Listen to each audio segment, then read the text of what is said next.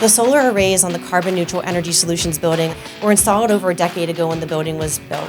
And Stryten's BESS provides the missing piece of this puzzle, accelerating progress in renewable energy adoption. And I think that's a big win for everyone. This application is one of a kind. The EV charger is talking to the battery's talking to solar's talking to Georgia Power, and they're all talking to each other.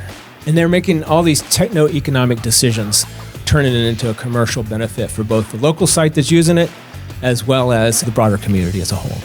If anyone wants to learn about the battery, just gather here for about 5 minutes. So the output is actually 480 volts, three-phase electric, which is very common for a building of this size.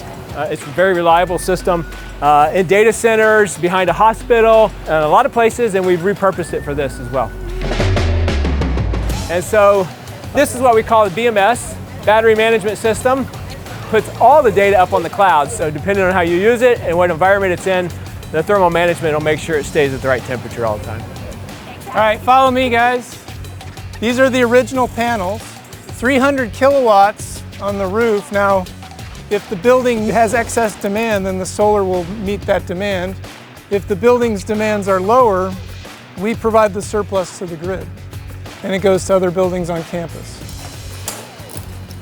All of the solar comes in here in the form of DC, and then it gets converted, like Scott mentioned, the battery as well, from DC to AC so that it's suitable to tie it into our grid. Each time you do a conversion, you lose 3, 4, 5% of the energy that you have. So one of the future projects we got in mind is to do direct couple DC to DC. So if the solar is going directly into the battery, it's skipping this, you can save anywhere up to maybe 10% of the total energy. Each way, yeah. It's a big deal.